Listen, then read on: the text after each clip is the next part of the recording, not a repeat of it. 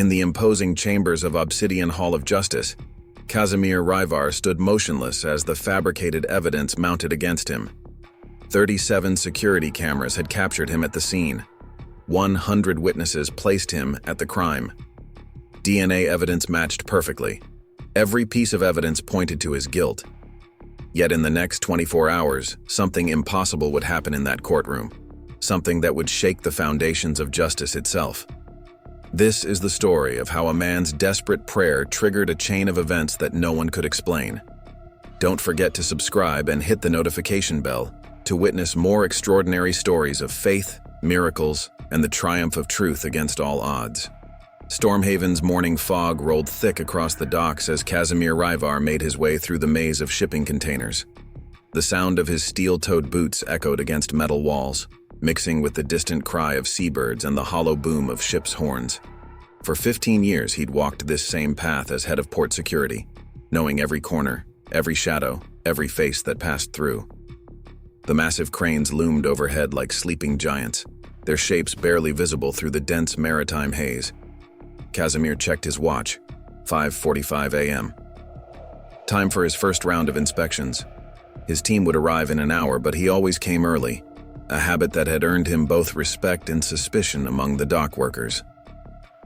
"Morning, Mr. Ryvarr," called out Solaris Kane, the port's chief medical officer, emerging from his clinic near the main gate. "Early as always," Kazimir nodded, offering a slight smile. Dr. Kane was one of the few who understood his dedication.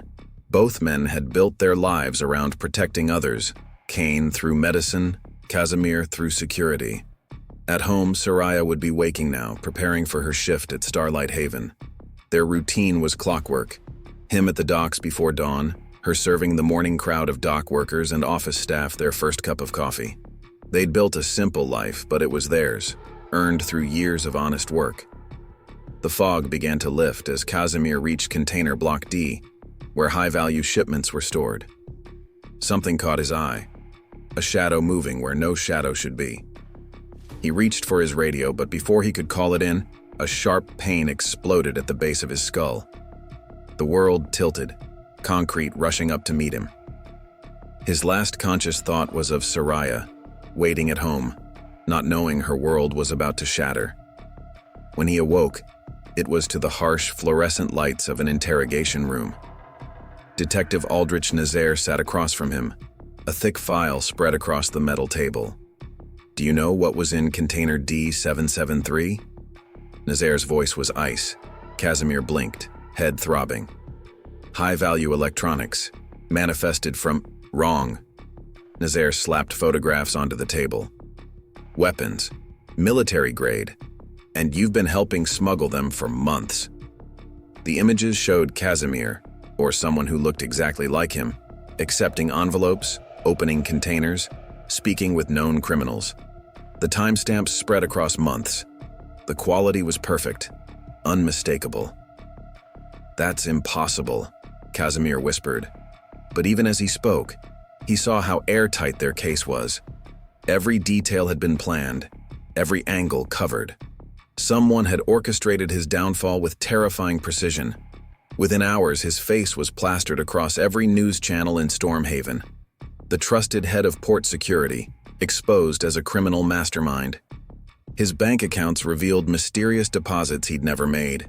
His phone records showed calls to numbers he'd never dialed. His fingerprints appeared on weapons he'd never touched. Soraya arrived at the police station, her face pale but determined. "I know you're innocent," she said through the glass partition. "We'll fight this." But as the evidence mounted and witnesses came forward, even Kazimir began to doubt his own memories. Had someone manipulated his mind? Had he lived a double life he couldn't remember? Only in the solitude of his cell in Shadowspire Penitentiary did he allow himself to feel the full weight of his situation. Everything he'd built, everything he'd believed in was crumbling. And somewhere out there, someone had orchestrated it all, leaving him to take the fall for a crime he knew, or thought he knew, he hadn't committed. The trial was set to begin in 72 hours. His court-appointed defender, Maeve Yindral, looked at him with a mix of pity and resignation. The evidence was overwhelming. No jury would believe his claims of innocence, not against this mountain of proof. That night, in his cell, Kazimir did something he hadn't done since childhood. He prayed. Not for freedom, not for justice, but for truth. Whatever that truth might be. As he finished his prayer, the lights in the prison corridor flickered strangely, and a cold wind seemed to pass through the sealed cell. He didn't know it then, but that prayer would set in motion events that would expose a conspiracy reaching to the highest levels of Stormhaven's power structure, and trigger a series of inexplicable occurrences that no one could explain. Events that would begin the very next morning in courtroom 7 of the Obsidian Hall of Justice. The morning of the trial dawned gray and cold, much like Kazimir's spirits. Shadowspire Penitentiary's transport van wound through Stormhaven's narrow streets, its heavily tinted windows reflecting the growing crowd of reporters gathered outside the Obsidian Hall of Justice. The building lived up to its name, a towering structure of black stone and glass that seemed to absorb what little sunlight filtered through the coastal clouds. Inside the holding cell adjacent to courtroom 7, Kazimir adjusted the tie his wife had brought him, perhaps the last piece of his old life he had left. The door opened, and Maeve Yindral entered, her arms laden with files, her face showing the strain of sleepless nights spent searching for any crack in the prosecution's case. "They're offering a deal," she said without preamble. 20 years instead of life, if you confess." Kazimir didn't even blink. "I won't confess to something I didn't do." Maeve set down her files, studying him with tired eyes. "Kazimir, you need to understand what we're up against. Prosecutor Nazaire has assembled the most airtight case I've seen in 15 years of practice. The security footage alone is fabricated," Kazimir interrupted. "I don't know how, but it is. The technology experts say it's untouched. No editing, no manipulation. Those are raw feeds from 37 different cameras. The timestamps match perfectly. The face recognition analysis confirms it's you with 99.98% certainty." Kazimir closed his eyes, remembering the strange wind in his cell the night before. There has to be an explanation. A knock at the door signaled it was time. As they walked toward the courtroom, Maeve grabbed his arm. "Listen to me.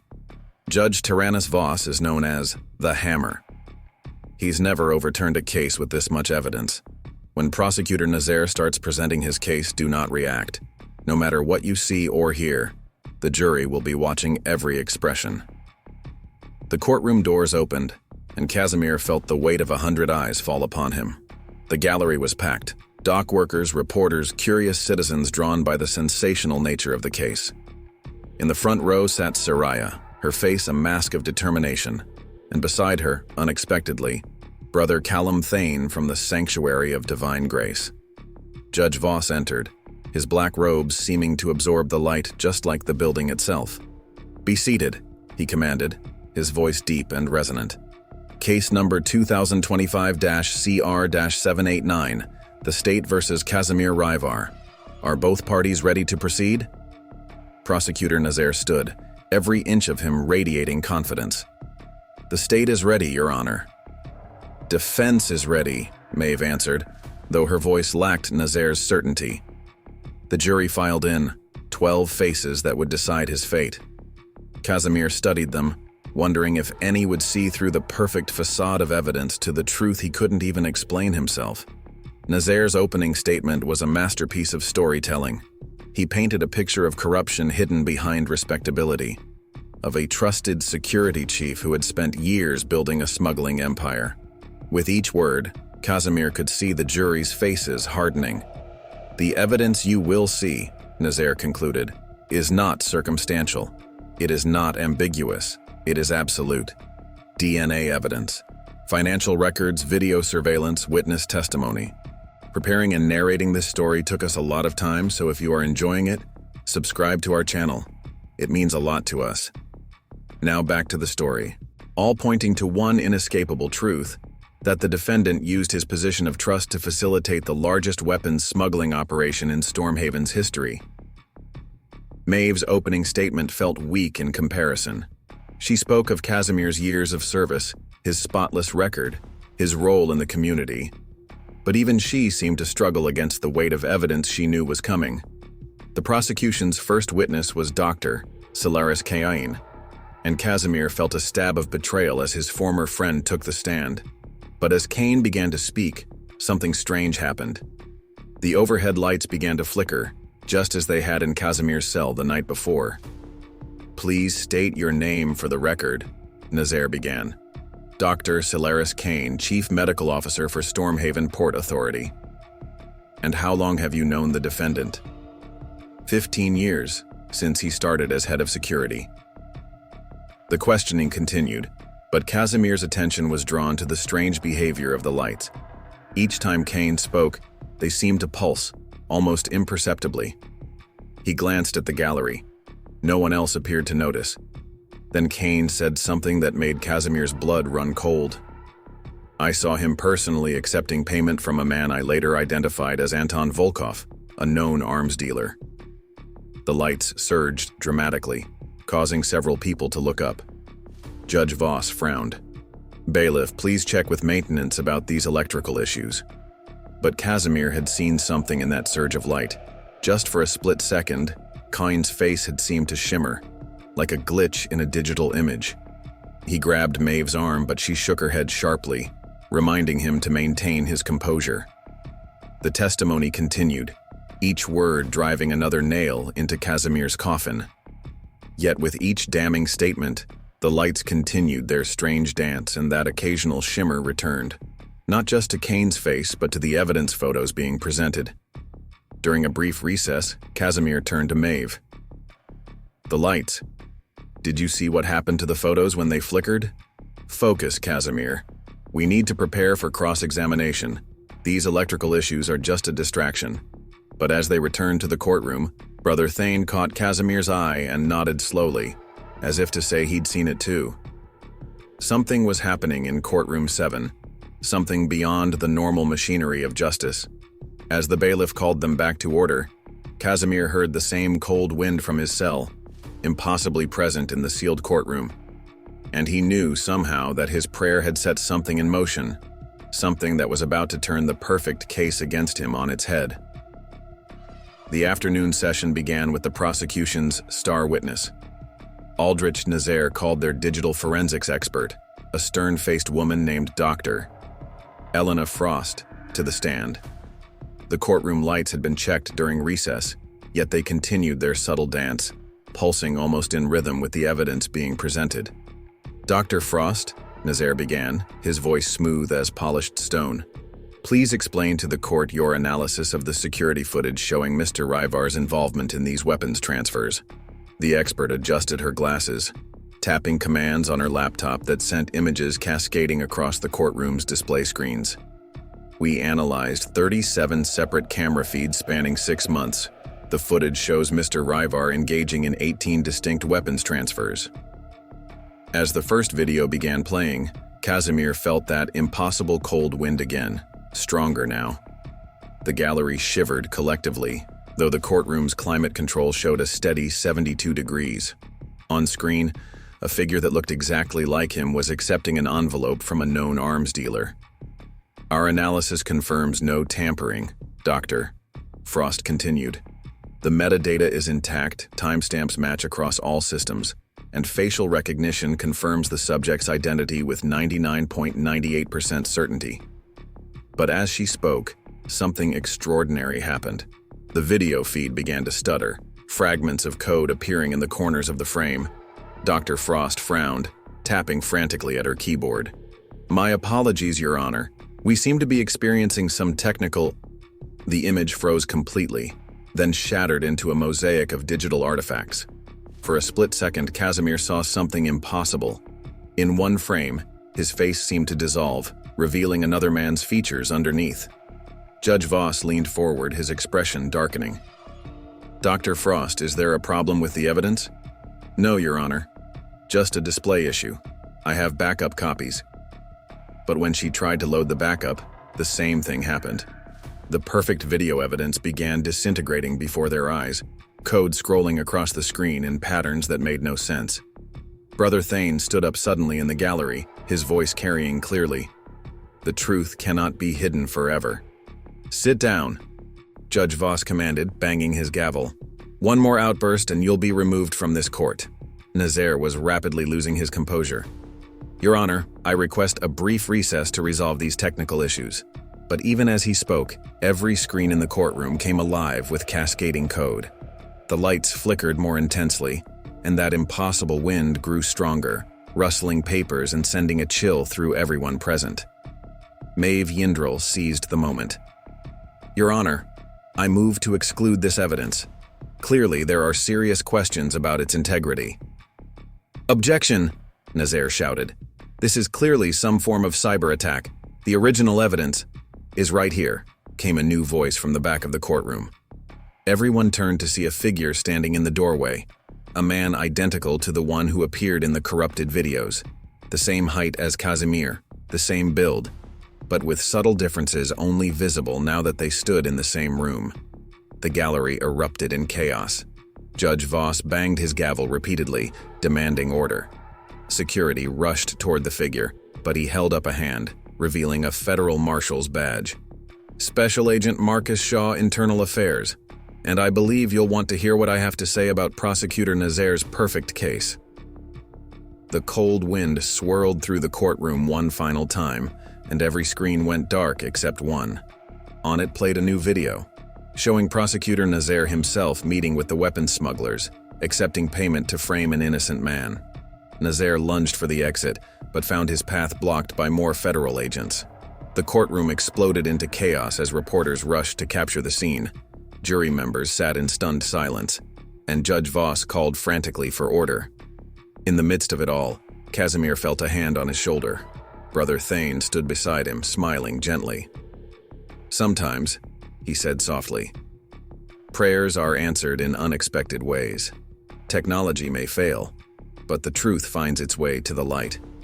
Soraya pushed through the crowd, tears streaming down her face as she embraced her husband.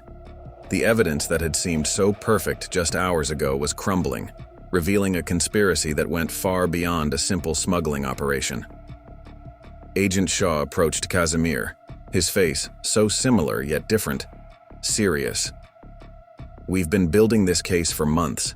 Nazaire and his associates have been using deep fake technology to frame innocent people for years, but something strange kept happening to their digital evidence in your case. Every copy we found started degrading, showing glitches that revealed the truth underneath. In 30 years of law enforcement, I've never seen anything like it. The lights in the courtroom finally stabilized, and the mysterious cold wind disappeared as suddenly as it had come. But its work was done. The perfect case had shattered, undone by what some would call technical glitches, and others would call divine intervention. Judge Voss called for silence one final time. In light of these extraordinary developments, this court will recess until tomorrow morning. Mr. Ryvarr, you are released on your own recognizance. Prosecutor Nazaire is remanded into federal custody. As Kazimir walked out of the Obsidian Hall of Justice, free for the first time in weeks, he looked up at the clearing sky and whispered a quiet thank you. Whether it was divine intervention, cosmic justice, or simply the truth finding its way to light, something miraculous had happened in that courtroom. Something that would be talked about in Stormhaven for years to come. The morning after the courtroom revelation dawned bright and clear over Stormhaven, as if nature itself was celebrating the exposure of truth. Kazimir sat at his usual corner table in the Starlight Haven, watching his wife Soraya serve the morning crowd. Everything looked the same, yet nothing felt normal anymore. News crews clustered outside the diner like seagulls, hungry for a statement from the man who'd been at the center of yesterday's extraordinary events. The headlines screamed across every local paper: "Miracle in Court," "Prosecutor's Perfect Case Crumbles," "Divine Intervention or Digital Malfunction," "Deepfake Conspiracy Exposed in Stormhaven Courts." Dr. Solaris Kane pushed through the media crowd and entered the diner, his face haggard with guilt. He stood before Kazimir's table, hands trembling slightly. "They threatened my family," he said without preamble. "Nazaire's people. They showed me photos of my children at school, told me exactly what would happen if I didn't testify against you. Kazimir studied his old friend's face, seeing the truth there that the corrupted videos had tried to hide. "Sit down, Solaris," he said quietly. "Soraya, 2 coffees, please." As Kynes sank into the chair, the diner's lights flickered briefly, a reminder of yesterday's inexplicable events. "I've never been a religious man, Kazimir," Kane continued, his voice barely above a whisper. "But what happened in that courtroom? The way the evidence just started falling apart. I've never seen anything like it." Soraya brought their coffee, squeezing her husband's shoulder before returning to her other customers. The gesture carried the weight of all they'd been through, all they'd almost lost. "Agent Shaw called this morning," Kazimir said, warming his hands around the coffee mug. "The investigation goes deeper than anyone imagined. Nazaire wasn't just framing innocent people. He was part of a network that spread across multiple jurisdictions. They were using deepfake technology to create perfect evidence, targeting people whose positions could be useful to their organization." The bell above the diner door chimed, and Brother Thane entered, bringing with him that same sense of calm that had surrounded him in the courtroom.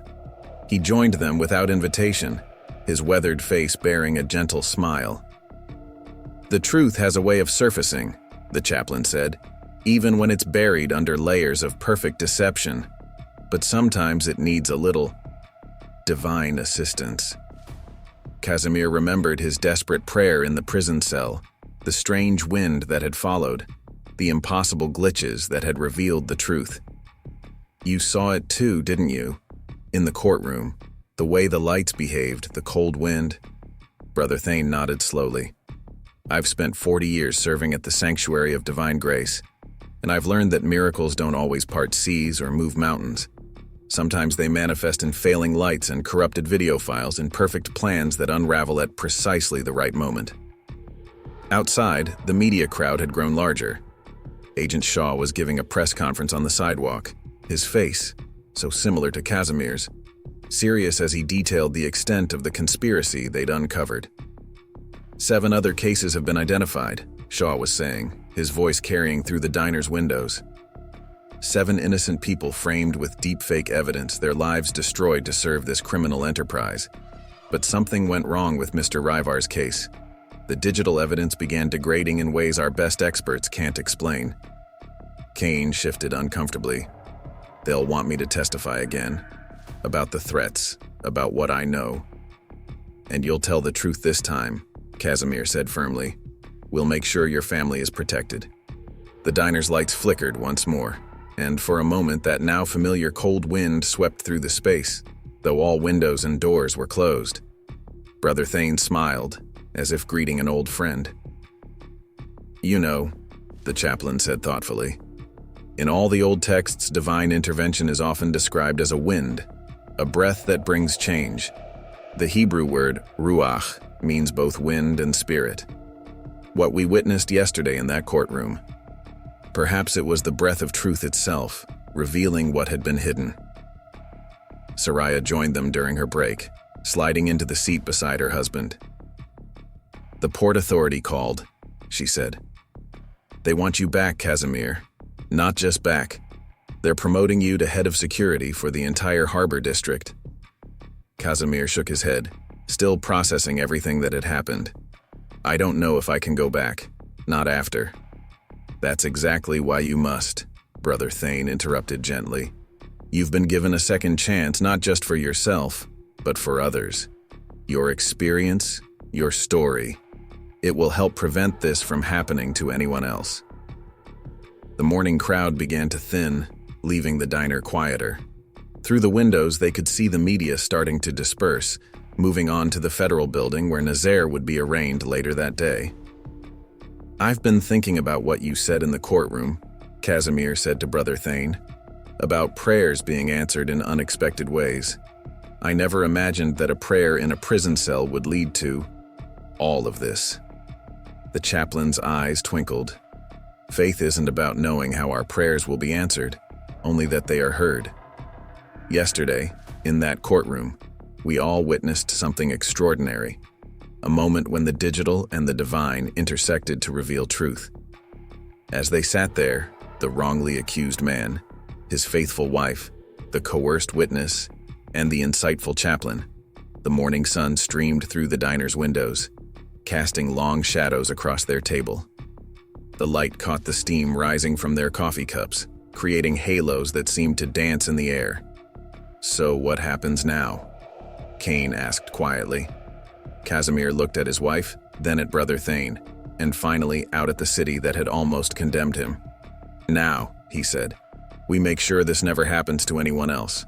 We use what we've learned, what we've experienced, to protect others from the same fate." The Federal Investigation Headquarters hummed with activity as Agent Marcus Shaw led Kazimir through a maze of evidence boards and computer stations. 1 week had passed since the courtroom revelation, but each day brought new discoveries about the depth of Nazar's conspiracy. "Look at this," Shaw said, gesturing to a wall covered with photographs.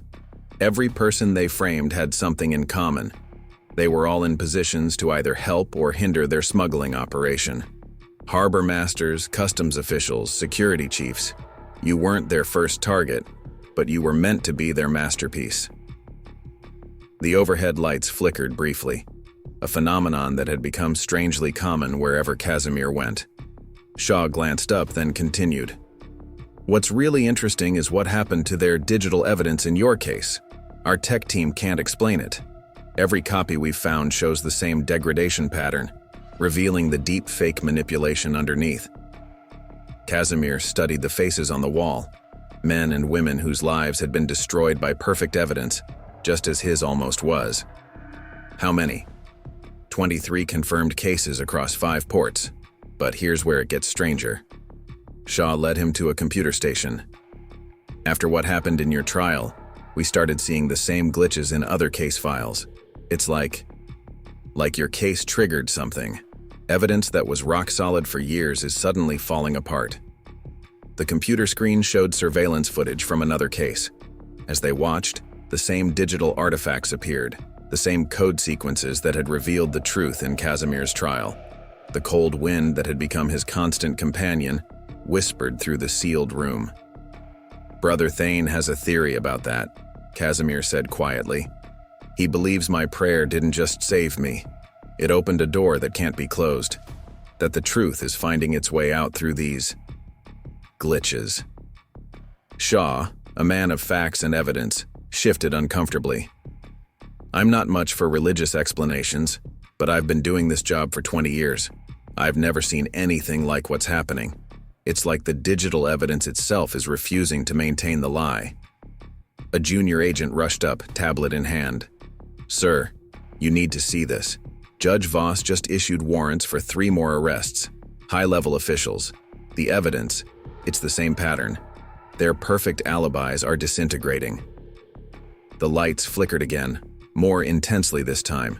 On every computer screen in the room, lines of code began scrolling unbidden. Shaw's eyes widened as he recognized names in the data stream. "That's impossible," he whispered. "Those files were sealed. We didn't even know they existed." Kazimir felt the cold wind grow stronger. Maybe we're not meant to understand how it's happening, only why. The office door burst open as Maeve Yindril rushed in, her usual composure shattered. "They just found Nazar dead in his cell," she announced. "But before he died, he left a confession, a complete database of every case they fabricated, every person they framed. It was hidden in a quantum encrypted server, but the encryption just failed. Started degrading just like the video evidence." The implications hit Kazimir like a physical force. How many lives had been destroyed by this conspiracy? How many innocent people were sitting in cells right now, convicted by evidence that seemed too perfect to dispute? Brother Thane arrived shortly after, having heard the news. His calm presence seemed to settle the chaotic energy in the room. "In the old stories," he said, looking at the scrolling code on the screens, "divine intervention often came as a cascade. Once truth began flowing, it couldn't be stopped until all deception was washed away." Agent Shaw ran his hands through his hair in frustration. "This is going to overwhelm the system. We're talking about potentially hundreds of cases that need to be reopened. the judicial implications alone. "Then we begin with those still in prison," Kazimir said firmly. "Every hour they spend behind bars is an hour too long." The cold wind swirled through the room one final time, and every computer screen suddenly displayed a single file directory. Inside were folders, meticulously organized by date and jurisdiction, containing every case the conspiracy had touched. "It's like the evidence is testifying," Maeve whispered, "like it's been waiting for someone to see the truth." Brother Thane placed a hand on Kazimir's shoulder. "Your prayer asked for truth. Sometimes truth, once unleashed, has a will of its own. It seeks out every dark corner, every hidden lie." As the federal agents scrambled to process this flood of information, Kazimir stood quietly in the center of the storm. He thought of his cell in Shadowspire Penitentiary, of the desperate prayer he'd offered there. He hadn't just prayed for his own truth. He'd prayed for truth itself. And now that truth was cascading through the system, exposing decades of perfect deception. "We'll need your help," Shaw said to Kazimir. "You're the only one who's been through this and come out the other side. These people, they'll need someone who understands." Kazimir nodded, watching as more names and faces appeared on the evidence boards. Each one represented a life disrupted, a truth buried, a justice denied. But now, in ways that defied explanation, that justice was finding its way to the light. The digital ghosts of perfect deception were finally being laid to rest, and in their wake, truth was rising like a tide that could not be turned back. The sanctuary of divine grace was packed beyond capacity.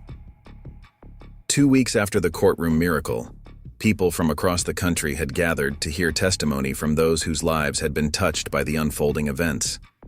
Kazimir stood at the podium, facing a sea of faces, some bearing hope, others skepticism, all seeking understanding. "I'm not here to tell you it was magic," he began, his voice carrying to the rafters. "I'm here to tell you about truth, and how it finds its way to light even through the darkest deception." The familiar cold wind whispered through the sanctuary, making the candles flicker. In the front row, newly released Marcus Chen, another victim of the deepfake conspiracy, sat with his family, tears streaming down his face. His case had been one of the first to unravel after Kazimir's trial. "For 3 years I sat in a cell, convicted by perfect evidence," Chen spoke up, his voice trembling. "Then last week, every video file in my case started showing the same glitches, the same impossible code. Today, I'm free." Brother Thane moved to the front, his weathered face serene. "What we're witnessing isn't just about technology failing or evidence corrupting. It's about a higher power working through modern means to reveal what's hidden." The lights in the sanctuary began their now familiar dance, casting shifting shadows across the gathered crowd. On the screens meant to display hymn lyrics, lines of code appeared unbidden, showing fragments of more cases being uncovered. Special Agent Shaw stood from his place in the back. "As of this morning, 47 convictions have been overturned. The quantum encrypted server we recovered from Nazar's office continues to degrade, revealing more cases every day. Our tech experts have officially declared it unexplainable by current scientific understanding." A reporter raised her hand. "But how is this happening? How can digital evidence just decide to tell the truth?" The cold wind grew stronger, rustling papers and causing the electronic equipment to crackle. Brother Thane smiled. "Perhaps we're asking the wrong question. Instead of how, we should ask why. Why now? Why through these means?" Kazimir stepped down from the podium, walking among the gathered crowd. "I've visited 7 prisons in the past week, speaking to people convicted by perfect evidence. In each case, the same pattern emerges. The more we pray for truth, the more the digital lies unravel." Dr. Elena Frost, the digital forensics expert who had testified against Kazimir, stood up. "I've spent my career believing in the infallibility of digital evidence, but what we're seeing, it defies everything I know about technology. Files aren't just corrupting, they're revealing the truth underneath in ways that should be impossible." The sanctuary's main screen suddenly came alive, showing surveillance footage from a case in progress. The crowd watched in stunned silence as the perfect evidence began to dissolve, revealing the manipulation beneath. It was happening in real time, as if whatever force had been unleashed wanted them to witness its work. "This isn't about one wrongful conviction," Kazimir continued. "It's about a system that became so perfect at deception that only divine intervention could expose it. Each case we uncover leads to more. Each prayer for truth seems to strengthen whatever force is at work." Soraya joined him at the front, taking his hand. "When Kazimir was first arrested, I prayed for a miracle. I expected something dramatic, new evidence, a witness coming forward. Instead, we got flickering lights and corrupted files. Sometimes miracles look like glitches in the system." The cold wind swept through the sanctuary one final time, and every electronic device in the room displayed the same message: coordinates for another quantum-encrypted server, this one containing cases from different jurisdictions entirely. Agent Shaw was already on his phone, dispatching teams. It's spreading beyond Nazar's network. Other conspiracies, other perfect frames. They're all starting to unravel. Brother Thane raised his hands in blessing. "In the digital age, we thought perfect evidence meant perfect truth. But perhaps God is showing us that truth cannot be confined by our technology, that it finds its way out even through the most sophisticated deception." As the gathering concluded, people lingered, sharing stories of cases being reopened, of hope being restored. The air in the sanctuary remained charged with that mysterious energy that had first appeared in Kazimir's prison cell. "What happens next?" someone asked. Kazimir looked at the continuing display of code on the screens, at the faces of the newly freed, at the federal agents scrambling to keep up with the flood of revealing evidence. "We bear witness," he said simply. "We tell our stories. We keep praying for truth. And we trust that whatever force is at work here won't stop until every perfect lie has been exposed." The lights flickered one last time, as if in agreement, and in that moment, everyone present knew they were part of something larger than themselves, a cascade of truth that was only beginning to flow. A month after the courtroom miracle, storm clouds gathered over Stormhaven as Kazimir entered the newly established Truth Recovery Center. The converted warehouse hummed with activity, federal agents, tech experts, and volunteers working to process the flood of cases being revealed daily. The resistance had begun. Not everyone welcomed the exposure of perfect deception. Powerful figures were falling, their carefully constructed frauds dissolving in waves of inexplicable digital degradation. The pushback was fierce and organized. "They're trying to shut us down," Agent Shaw announced during the morning briefing. "Court orders, technical attacks, media manipulation, they're throwing everything at us. 3 judges who ordered case reviews have received death threats." The familiar cold wind swept through the facility, making computer screens flicker. On the main display, another encrypted server was failing, spilling its secrets into the light. "4 attempts to hack our systems last night," Dr. Frost reported, her fingers flying over her keyboard. "But something strange keeps happening. Every attack triggers new glitches, revealing more hidden cases. It's like they're fighting against something they don't understand." Brother Thane stood by the window, watching the gathering storm. "Pride comes before a fall," he said quietly. "They built their power on perfect lies, believing technology made them untouchable. Now that same technology testifies against them." A young assistant burst into the room. "Turn on the news." Now. The screens switched to a live broadcast. Judge Tyrannus Voss stood before a bank of microphones, his face grave. "In light of the unprecedented situation, I am ordering a complete review of all cases involving digital evidence in this jurisdiction for the past decade. We can no longer trust what we once considered perfect proof." The announcement sent shockwaves through the legal community. Within hours, the Truth Recovery Center was flooded with calls and emails. More cases, more lives touched by perfect deception. "They'll try to stop this," Kazimir warned, watching the chaos unfold.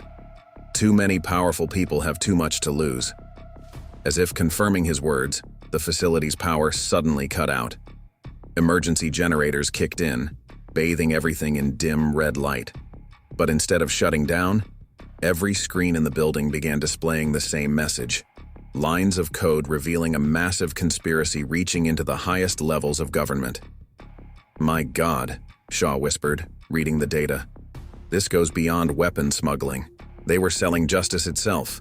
Judges, prosecutors, lawmakers, all bought and paid for." The cold wind that had become their constant companion grew stronger, and the lights began their ethereal dance. Brother Thane smiled. "They think darkness can hide truth, but sometimes darkness only makes the light shine brighter." Soraya arrived with food for the volunteers, her face concerned. "The media's turning against us. They're calling it mass hysteria, a technological virus, everything except what it is." "What would you call it?" Dr. Frost asked, still battling the cyber attacks. "Divine intervention," Soraya replied simply. "Through circuits and silicon instead of burning bushes." The storm outside intensified, lightning illuminating the darkened facility. Each flash seemed to trigger new revelations on the screens, as if nature itself was participating in the cascade of truth. "We've got company," Shaw announced, checking his phone. "Federal marshals, but not our allies. Someone's pulled strings, got a judge to order us to cease and desist." Kazimir felt the weight of the moment. This was the pushback he'd been expecting, the system trying to protect itself. But as he opened his mouth to speak, every device in the building suddenly activated at once. The truth was fighting back. Files began transferring themselves to secure servers worldwide. Evidence of corruption spread across the internet faster than it could be contained. The perfect deception that had taken decades to build was unraveling in minutes. "They can shut us down," Kazimir realized, "but they can't stop what's already in motion." Brother Thane placed a hand on his shoulder. "Your prayer asked for truth, not just your truth, but all truth. Sometimes God's answers are bigger than our questions." The marshals burst through the door, warrant in hand, just as the storm reached its peak. Lightning struck the building, but instead of causing damage, it seemed to energize the cascade of revelation. "By order of the federal court, you are to cease all operations immediately," the lead marshal announced. But even as he spoke, his own phone betrayed him, displaying evidence of his involvement in the conspiracy. The cold wind whipped through the room, and in that moment, everyone present understood. This was more than a legal battle. It was truth itself rising against decades of perfect deception. "You can't stop this," Kazimir said quietly. "None of us can. We can only choose which side of truth we stand on." Outside, the storm raged on, but within the Truth Recovery Center, a different kind of storm was breaking, one that would wash away the foundations of corruption built on perfect lies. Thunder cracked over Stormhaven as the Truth Recovery Center faced its darkest hour. Federal marshals moved through the facility, disconnecting servers and confiscating equipment. But with each device they shut down, 3 more across the city sparked to life, continuing the cascade of revelation. "You don't understand what you're dealing with," Dr. Frost warned the marshals as they approached her workstation. "This isn't just data anymore. It's something else." As if to prove her point, every confiscated device suddenly activated simultaneously, their screens displaying evidence of the very corruption that had ordered their seizure. The lead marshal's face went pale as he saw his own name in the scrolling data. The cold wind that had become their signature whipped through the building with renewed force. Papers flew, lights flickered, and in the chaos, Brother Thane's voice carried clearly. "Exodus 14:14, the Lord will fight for you. You need only to be still." Agent Shaw, watching from the corner, noticed something extraordinary. Each time the marshals removed a piece of equipment, the truth seemed to migrate, flowing like water through the city's digital infrastructure. Traffic lights began displaying case numbers. Electronic billboards flickered with evidence files. Even ATM screens showed fragments of hidden testimonies. "It's like a digital exodus," Kazimir realized. "The truth isn't confined to our servers anymore, it's setting itself free." Outside, the storm intensified. Lightning struck the city's main power grid, but instead of causing blackouts, it energized the network. Every connected device in Stormhaven became a witness to decades of buried truth. Judge Voss arrived at the facility, his usual stern demeanor shaken. "I've just received word from the Supreme Court. They're seeing the same phenomena nationwide. Every digital system, every database, they're all revealing their hidden contents."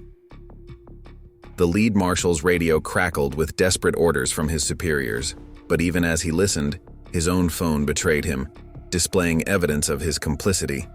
The cold wind swept through again, and this time it carried whispers, fragments of testimonies from hundreds of wrongfully convicted souls.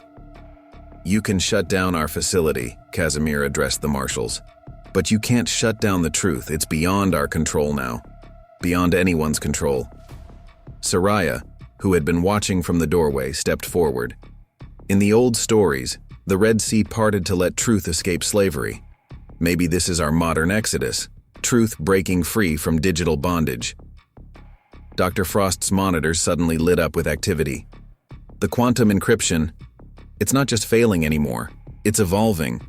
The algorithms are rewriting themselves, creating new pathways for truth to spread."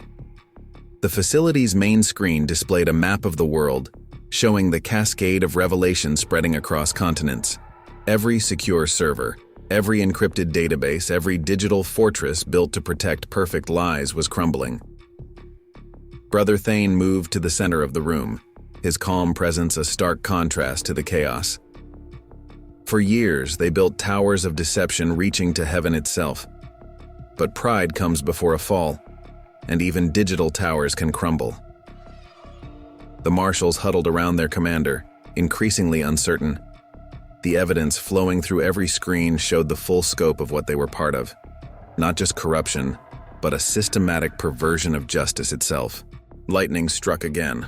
Closer this time, and in its flash, Kazimir saw something in the pattern of electricity. The same code that had revealed truth in his own case, now writing itself across the sky. "Last chance," he told the marshals. "You can continue serving the lie or you can stand with truth, but you can't stop what's happening." The lead marshal looked at his phone one last time, then slowly lowered his weapon. "In 20 years of service, I've never seen anything like this. Whatever's happening, it's bigger than our orders." One by one, the marshals stood down.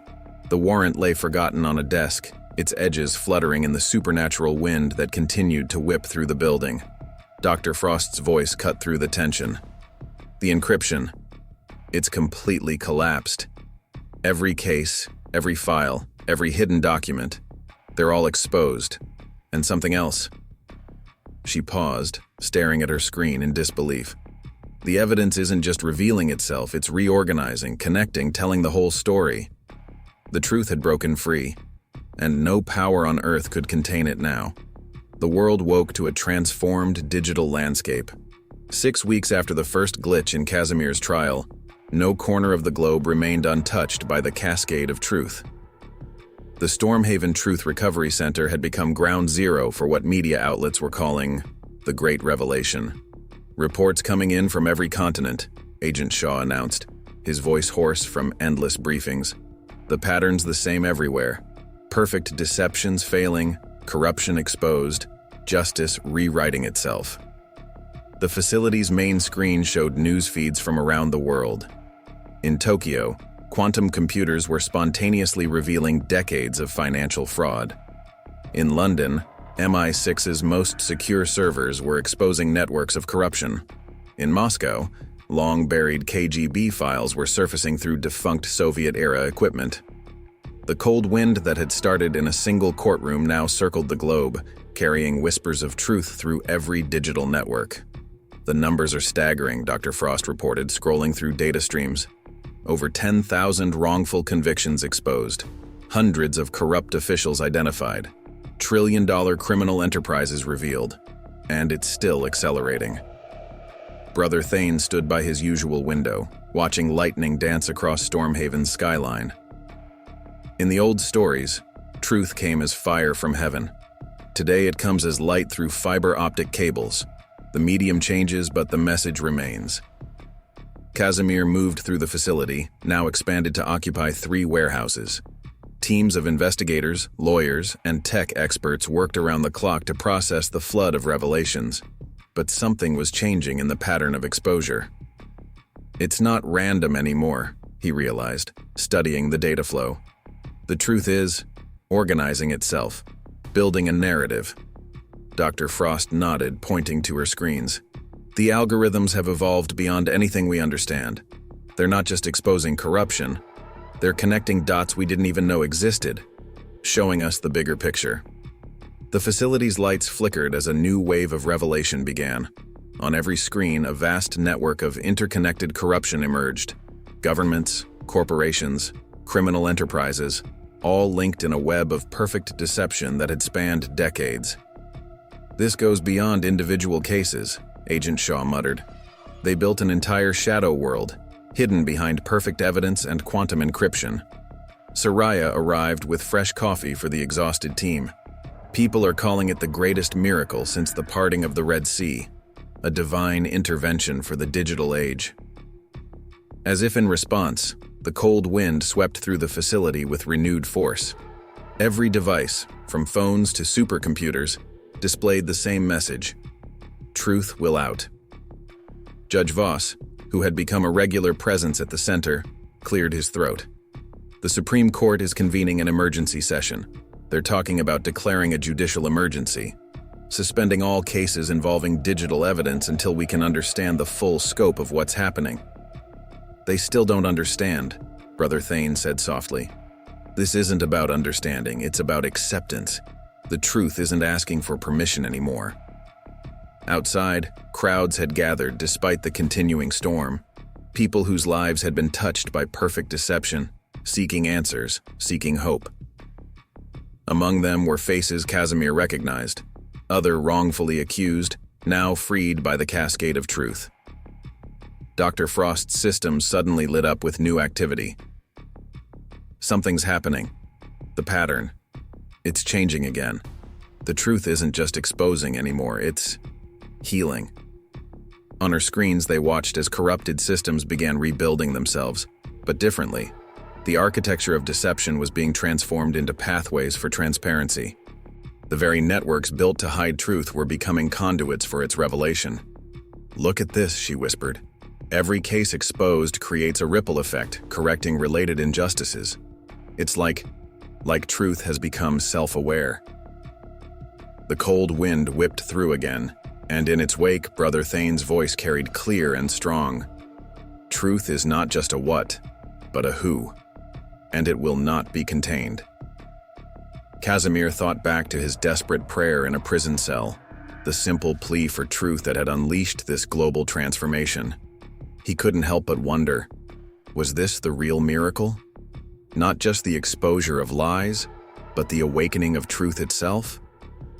2 months into the global revelation, the human stories began emerging through the cascade of data.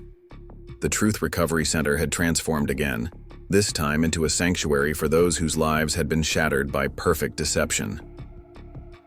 Each number is a life, Kazimir reminded his team during the morning briefing. Each file is a family torn apart. We can't lose sight of that in all this data. The facility's main hall now hosted support groups, counseling sessions, and reunions of families separated by fraudulent convictions. The cold wind that had become their constant companion moved gently through these gatherings, no longer violent, but comforting, like a healing breath. Today, Marcus Chen stood before a group of newly released prisoners, his voice steady despite his tears. I lost 3 years to their perfect lies. My daughter learned to walk while I was gone. My wife nearly gave up hope. But here's what they didn't count on. Truth has a power all its own. Dr. Frost's monitoring stations hummed in the background, tracking the ongoing revelation. But now they tracked more than just data. They tracked stories, lives, the human cost of systemic corruption. The algorithm has evolved again, she reported quietly to Kazimir. It's not just exposing cases anymore. It's prioritizing, targeting the most urgent cases first, where lives are most at risk. A young woman approached Kazimir, clutching a tablet. Her father had been imprisoned for 15 years, convicted by evidence that had seemed irrefutable. The files just started changing on their own, she explained, showing him the screen. Every perfect piece of evidence against him just dissolved, showing what really happened. Brother Thane moved among the groups, offering comfort and perspective. In Scripture, truth is not just information, it's liberation. You shall know the truth, and the truth shall set you free. Perhaps we're witnessing that promise in a new form. Agent Shaw, who had once been skeptical of any explanation beyond technical malfunction, now stood watching the scenes of reunion with different eyes. I've spent my career believing in evidence, in the system, but what we're seeing, it's beyond system, it's redemption. The facility's lights flickered gently as another wave of revelation began. But this time, instead of just data, images appeared on the screens, faces of the wrongfully convicted, their stories, their families. The cold wind carried whispers of their voices, testimony to both injustice and hope. Soraya had organized a support network for families, understanding their struggle firsthand. The hardest part isn't just the wrongful conviction, she told a group of wives and mothers. It's rebuilding trust in justice, in the system, in everything you once believed. Judge Voss, who now regularly attended these sessions, stood to address the gathering. For years, we let perfect evidence replace perfect justice. We forgot that truth isn't just about facts. It's about lives, about people. The screens suddenly filled with new data, but different this time. Instead of exposing corruption, they showed patterns of healing, communities coming together, justice being restored, families rebuilding. The truth isn't just destroying anymore, Dr. Frost observed. It's reconstructing, building something new from the ashes of perfect deception. A former prosecutor stepped forward, his face marked by regret. I sent innocent people to prison because the evidence seemed perfect. How do we even begin to make that right? The cold wind swept through again, and Brother Thane answered, We begin by remembering that justice without mercy is no justice at all. The miracle isn't just the exposure of lies, it's the opportunity for redemption. As evening fell, Kazimir walked through the facility, watching the groups of people sharing stories, offering support, finding hope in shared experience. The technical miracle of failing encryption and exposed deception had revealed something far more profound, the resilience of the human spirit. When I prayed that night in my cell, he told a gathering of families, I asked for truth. But what we've received is more than that. We've received restoration. The lights flickered one final time that day, and on every screen appeared a simple message. The truth shall set you free. And in that moment, everyone present understood. They were part of something greater than justice. They were part of healing itself. 3 months after the first glitch in Courtroom 7, the world had fundamentally changed. The Truth Recovery Center had evolved into something unprecedented, a global hub for justice reformation, where technology and testimony intertwined in ways that defied explanation. The old system is gone, Judge Voss announced to a gathering of international judicial representatives. We can never go back to blindly trusting perfect evidence. Truth has shown us a different way. The facility's screens displayed real-time updates from around the world. Courts were being restructured, evidence evaluation protocols rewritten, justice systems transformed. The cold wind that had started in a single courtroom now moved through institutions globally, leaving change in its wake. Dr. Frost stood at her command center, monitoring the ongoing evolution. The algorithm has achieved something we never thought possible. It's created a self-correcting justice system. Every case, every piece of evidence, now carries its own truth verification protocol. Brother Thane moved through the gathered crowd, his presence a reminder of how it all began. In ancient times, they spoke of Jubilee years, times when debts were forgiven, slaves freed, and justice restored. Perhaps we're living through a digital Jubilee. The facility's main hall had become a testament to transformation. Maps showed the spread of the phenomenon, but more importantly, they showed its impact. Prisons being reformed, corrupt systems dismantled, new structures of justice emerging. It's not just about overturning wrongful convictions anymore, Agent Shaw explained to a group of international observers. The truth cascade has fundamentally altered how we handle evidence, how we approach justice itself. Kazimir watched as another group of freed prisoners entered the facility. But they weren't just seeking help now, they were offering it, becoming part of the new system, their experiences helping to shape a more just future. The miracle didn't stop with exposure, he told them. It continues in how we rebuild, how we ensure this never happens again. The screens suddenly synchronized, displaying a new pattern. Dr. Frost's eyes widened as she interpreted the data. The algorithm. It's not just correcting past injustices anymore, it's preventing new ones. Every attempt to create perfect deception now triggers immediate exposure. The cold wind swept through the facility, carrying whispers of change. On every screen, the networks of corruption that had once seemed impenetrable were being transformed into channels for transparency. Judge Voss stood at the center of the hall, addressing representatives from justice systems worldwide. We built our courts on the premise that perfect evidence meant perfect justice. Now we understand, true justice requires more than perfection. It requires humanity. A former tech executive who had helped build the systems of deception stepped forward. We thought quantum encryption made us gods, able to create and control truth itself.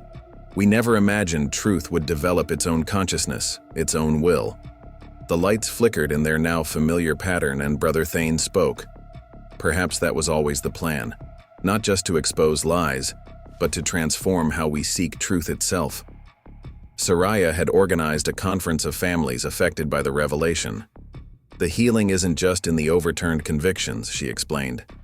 It's in the changed hearts, the restored faith, the renewed commitment to true justice. As night fell over Stormhaven, the facility glowed with purpose. The screens showed the continuing cascade of transformation, not just in courts and prisons, but in governments, corporations, institutions of every kind. We're watching the rebirth of justice, Agent Shaw mused, standing with Kazimir at the window. Not perfect justice, that was the lie we told ourselves, but true justice, human justice. The cold wind moved through one final time that day, and every screen in the facility displayed the same message. The truth transforms. For everyone present, it was a reminder that they were part of something beyond exposure and correction. They were witnesses to the fundamental transformation of how humanity approached truth itself. 6 months after the miracle in Courtroom 7, Kazimir stood once again before Judge Voss. But this time, the Obsidian Hall of Justice felt different, warmer, more human. The cold wind that had become their constant companion whispered gently through the chamber, no longer a harbinger of revelation, but a reminder of transformation. Today we mark not just an ending, but a beginning, Judge Voss announced to the packed courtroom. The Truth Recovery Initiative becomes permanent, enshrined in law and practice across the globe. The familiar screens displayed statistics of lives changed, 20,000 wrongful convictions overturned, hundreds of corrupt officials exposed, billions in stolen assets recovered. But beyond the numbers were the faces, people whose lives had been restored by the cascade of truth. Dr. Frost's final report scrolled across the displays. The algorithm has stabilized, she explained. It's no longer just exposing or preventing deception. It's become a living guardian of truth, integrated into every digital system worldwide. Brother Thane stood from his usual place, addressing the gathering. We witnessed more than a technological miracle. We saw truth itself rise up, refusing to remain buried under perfect deception. And in that rising, we found our own redemption. The cold wind moved through the courtroom one last time, and the lights danced their familiar pattern. But now, instead of revealing corruption, they showed something new, a vision of justice transformed, where technology served truth rather than concealing it. 6 months ago, I stood in this courtroom facing perfect evidence of crimes I didn't commit. Kazimir addressed the assembly. I prayed for truth, never imagining how that prayer would change the world. But perhaps that's how miracles work. They start with one heart's cry and ripple outward until everything is transformed.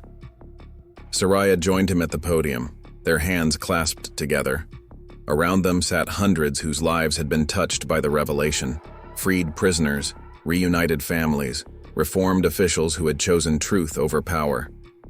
The real miracle, she said softly, wasn't just in exposed lies or fallen corruption. It was in restored faith, in justice, in each other, in the power of truth itself. Agent Shaw, now director of the new Global Truth Verification Unit, presented their final findings. We'll never again be able to hide behind perfect evidence or quantum encryption. Truth has become interactive, living. It responds to our choices, our integrity. The screens filled one last time with images from around the world. Courts transformed, systems rebuilt, communities healed. The cold wind that had started in a single desperate prayer now circled the globe, a constant reminder that truth could not be contained. But our work isn't finished, Kazimir continued. The miracle showed us the way, but the path forward requires our commitment. Every case still needs human wisdom. Every judgment still requires compassion. We are the guardians of this new dawn. As the ceremony concluded, Brother Thane offered a final blessing. The lights flickered gently, and that now familiar wind carried his words to every corner of the chamber. Let truth and mercy meet. Let justice and peace embrace. Outside the Obsidian Hall of Justice, crowds gathered under clearing skies. The storm that had raged for 6 months had finally passed, leaving behind a world forever changed. Not perfect, but more honest. Not flawless, but more just. Kazimir and Soraya walked home through streets that had witnessed their darkest moments and greatest triumph. The Truth Recovery Center would continue its work, but differently now, focusing on prevention, education, and healing. Do you still feel it? Soraya asked softly. The presence that started all this? Kazimir nodded, feeling that gentle wind brush past them. I think it will always be with us now. Not as a storm of revelation, but as a reminder. Truth isn't just facts or evidence. It's alive. And once awakened, it never sleeps again. They reached their home just as the sun set over Stormhaven. Somewhere in the distance, church bells rang, their sound carrying across a city and a world transformed not just by a miracle of justice, but by the simple, unstoppable power of truth itself. Up next, you've got 2 more standout stories right on your screen. If this one hit the mark, you won't want to pass these up. Just click and check them out.